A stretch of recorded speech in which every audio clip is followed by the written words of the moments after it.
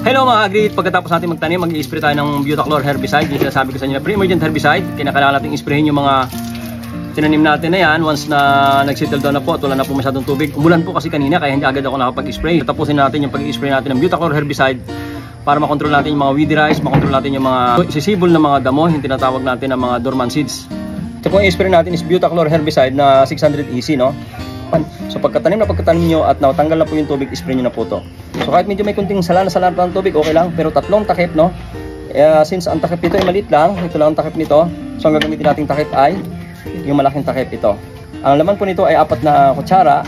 So 40 ml po ang isa nito. So tatlong ganito ang gagamitin natin in every 16 liters of water. So pag bumili ka ng battery operated na sprayer, itong ganitong klaseng sprayer, yan, pag ganitong klaseng sprayer ang binili mo, ganitong klaseng nozzle, meron sila, no, fan type to.